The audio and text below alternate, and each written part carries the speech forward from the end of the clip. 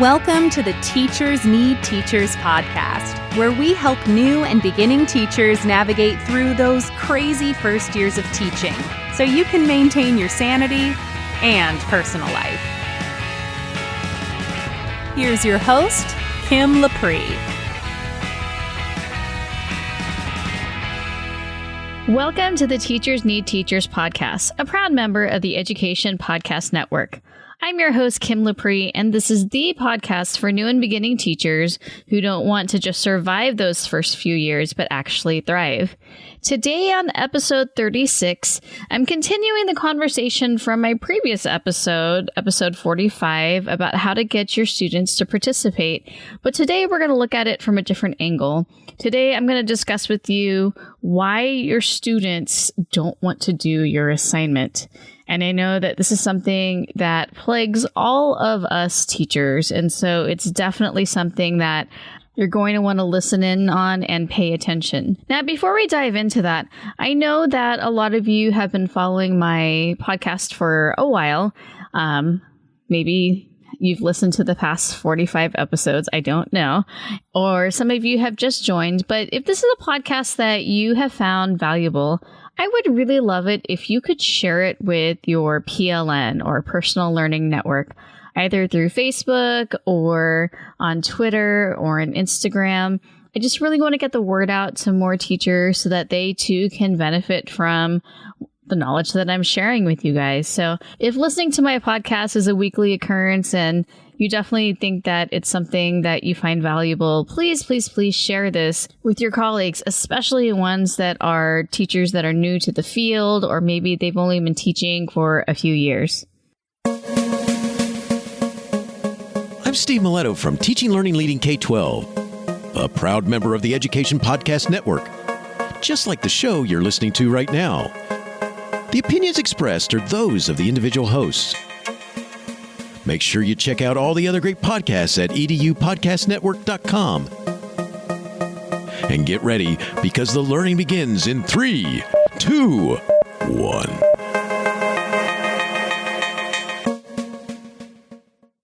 So for today's episode, I wanted to focus in on those students that no matter how much you sit down and talk to them, or if you relocate them, or you work one-on-one with them, they just don't seem to want to do your assignment. Everybody else may be actively engaged, or maybe there's a few students who don't want to do your assignment, and you're thinking, what is going on? And maybe you're even frustrated. I know in my mind, when a student refuses to do my assignment, I'll be the first to admit that I get really frustrated. Even though I know that there's a logical explanation, I'm thinking, why would you do this? I'm the teacher, you're the student, you should do this. And I kind of have to push back the whole mindset of compliance over learning. And so what's really important is that you get down to the core reason. You find out what's really going on. Because unless you have a terrible relationship with the student, students typically aren't going to be defiant for the sake of being defiant, especially when it comes to their work. So here are some reasons why they're just not getting anything done. The first reason is your student doesn't understand the material. So maybe, they're at below grade level, or they've never really mastered the prerequisite skills needed to do that particular work. Either way, they don't have the background knowledge to complete the assignment. And so you have to think that they don't want to lose face or look stupid, so they're trying to protect themselves and their self-esteem. And so they choose avoidance rather than admit that they can't do it. So some possible solutions for this is that, well, for one, hopefully you've collected enough data to know the skill levels of your students. And it would be great to pull your struggling students aside and give them a review of the required skills so that they can complete the assignment. That way it's not obvious where, it's like, oh, you don't know how to do this, and it's one-on-one. If they know that somebody else is also struggling and they feel like, they can commiserate with someone, then they're a little more likely to, pay attention to that review with you and not feel like they're so below grade level and feel so stupid. So another thing that you can do too is you can have them teach each other what they're supposed to do in order to complete the assignment and remind them of which previous activities they completed to prepare for their work. So you can either do that with the group that you pulled aside, or before your groups or just your regular students dive into an assignment, you can have them teach each other or review with each other the previous material so that they can complete this assignment. So either way, either you pull them aside or have students teach each other. Next, they probably aren't doing it because your assignment seems too hard or it requires too much work in their eyes. So this is especially an issue if you have students with IEPs. When presented with a larger task such as an essay, they become really overwhelmed and they honestly can't see themselves getting through to the end of it. So even after practicing it in class, they don't even know where to start and they freeze up. And I've seen this a lot with students writing an essay where they're trying to do the introduction, they don't know where to start, and they're just sitting there and it looks like they're doing nothing. But the problem is they don't know how to start their essay, even though we've practiced how to start an essay over and over again. So it just seems too hard and the essay itself just seems too daunting. So if students perceive that they're never going to finish an assignment or they're going to fail that assignment, many won't even attempt to do it. So a possible solution for this is for you to break down the assignment into sections and then put those sections into writing. So for those students who you know have issues getting through large assignments or they get frustrated, don't even give them the entire assignment in the beginning. You can break it down for them into small parts and anticipate the problems that they're going to have. And then also you can incorporate tips or reminders into the assignment sheet. So this is some scaffolding there that you can do for them. You can also offer graphic organizers for students that struggle with larger assignments. Again, with the essay analogy, I do this for my struggling students. For the students that can get through an essay fine, I let them figure it out on their own because I want them to have that productive struggle. But for the students who I just know are going to freeze by the sheer size of the assignment, I do give them some sort of graphic organizers in which they can put their thoughts. You know, if students can achieve small wins early on, then they can actually envision themselves completing the assignment. So if you can help them break it down into chunks and then they put those chunks together, then they can see, wow, I'm almost there. I've actually done most of the work already. I just need to transform it into this full assignment. You can also let students start the assignment in class rather than just giving it for homework. That way you can clear up any misconceptions that they may have, or you can answer any questions so they can at least get a head start and practice how to do the skills the correct way before they go home and just keep repeating the skills the wrong way. I don't know if that makes sense. Let's say that you're having them do a math worksheet. Well, you don't want them to go home and not really know how to do it and practice, dividing fractions incorrectly times 20. So have them do 4 or 5 in class, see if they're doing those 4 or 5 correct. And that way you know that when they go home, they'll be able to continue to practice doing it correctly.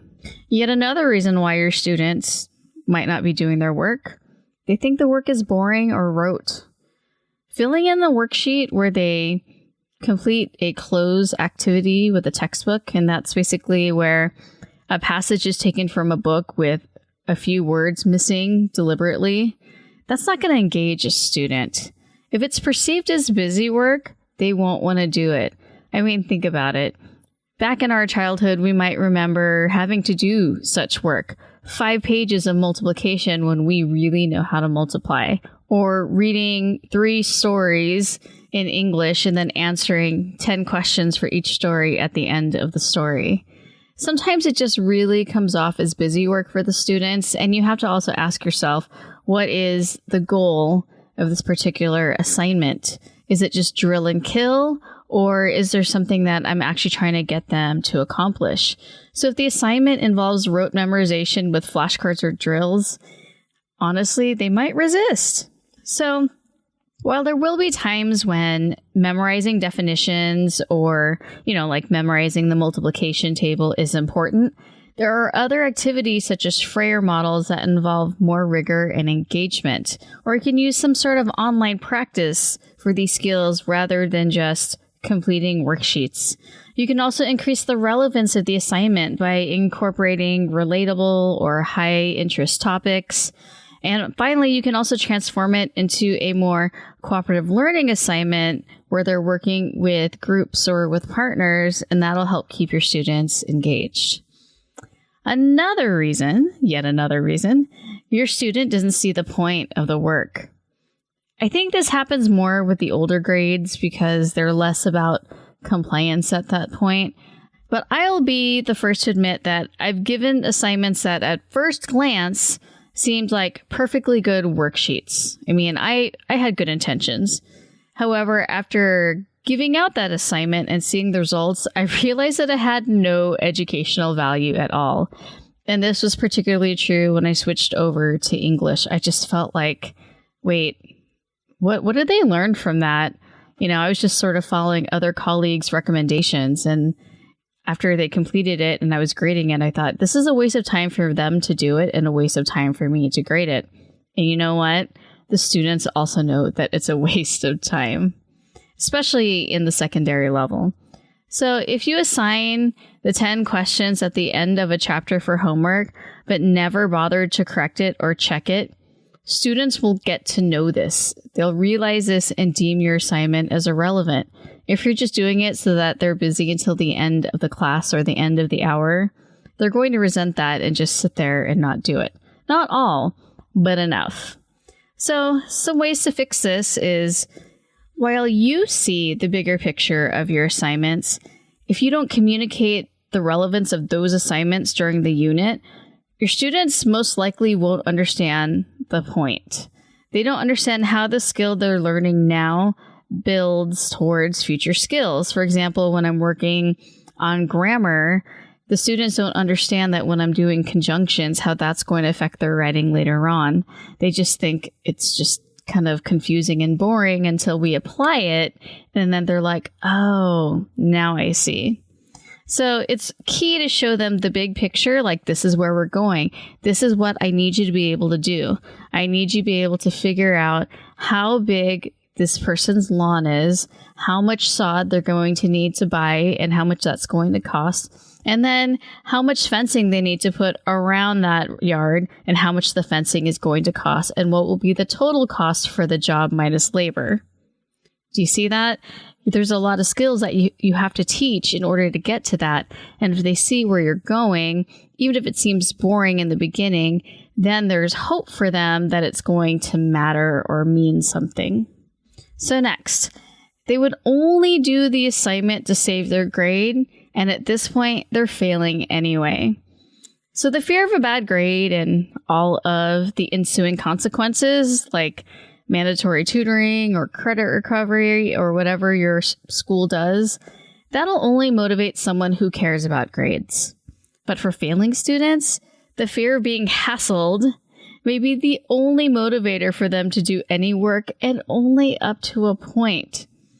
If a student knows that they're going to fail no matter what, they see no reason to do any work at all. Now, this one's tough because you can't just unfail them so that they'll do the work. And what I'm about to tell you is an unpopular solution, but you may have to put in some extra work to catch up this student. You may have already tried, but I have found that sometimes having them come in during lunch or advisory or during class while other students are working, I will sit next to them and get them to work. I will call their parents. I will dig in to get them to work. In fact, I discussed this in episode 33, where I talked about how you can't let students get away with not doing work. And I know that it seems like it's more work for you than it is for them, but there's a huge payoff in the end. If you can get a student up to a passing grade, then they're going to be more likely to maintain that passing grade by continuing to do work in your class. So, they may just sit there at first with their arms crossed and they're pouting and slouching in their seat, but I have had this happen several times where just getting them to a D or a C minus can really motivate them to keep on going, especially because then they're praised by their parents and their counselors and other teachers. Now, this next one is related to some of the other ones where your student believes that they're incapable of doing the assignment. So this is similar to they don't understand it or they think it's too hard. For me, it breaks my heart when a student truly believes that they're stupid. Maybe it's from past failures in school, or they're bullied or somehow emotionally abused. And they may show defiance because they're embarrassed, or they just kind of want to showboat to deflect attention away.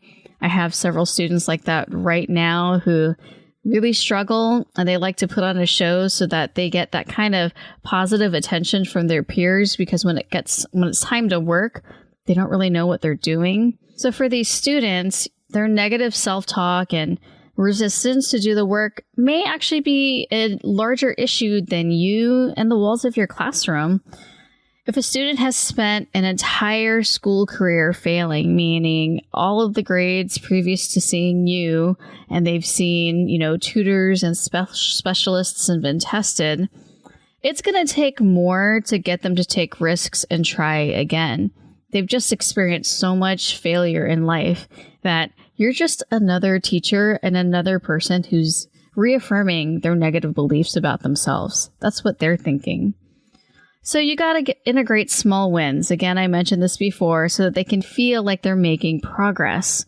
So you're going to want to break down the assignment, and I mentioned that before as well, so that it's in manageable pieces. Praise them along the way. When they complete something, or when they, get something correct, or they make an attempt, even if it's wrong, you can say, you know what, that's okay. That's okay. Here, right here, take a look at that again. And then they'll fix it, and you can say, see, I knew you could do it. So praising them and really cheering them on will help a lot. And you can mark the examples or parts of the assignment that are easiest and have them start there first. This one is really key because, again, you get those instant wins, and then they'll get some momentum and they'll want to keep on going. And even when it gets harder and they get frustrated, you can say, but look how far you've got. You got those correct. You're on the right track. And then you can give them little hints and help them out. So either way, for these particular students, you have to prove to them that how they feel about themselves is wrong. Finally, and this one is really touchy, and it's just the truth.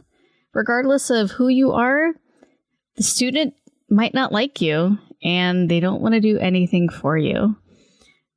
Now, I know that students don't have to like you, but if they loathe you, then good luck getting any work out of them. So for whatever reason, if they didn't hit it off with you, they'll become a disturbance throughout class. And I'm sure you've already experienced this and you know this. And I can tell you from my own experience, you don't even know what you did, and somehow you just set the student off and they just can't stand you. So these are the students that answer sarcastically, or they'll cough and sneeze or yawn loudly in class. And in general, they're just defiant. Now, if you're aware of this, you know that this can become a vicious cycle because, we're human. And in turn, we are negative towards those students, which pretty much blocks any possible relationship with them.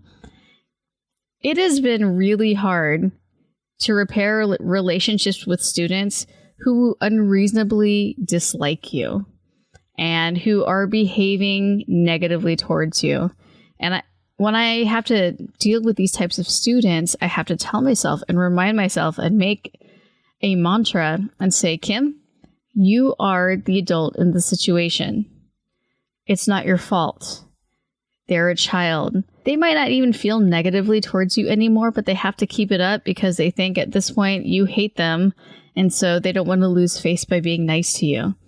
Either way, I have to tell myself that I'm the adult in the room, and the only way that things are going to get better is if I repair that relationship.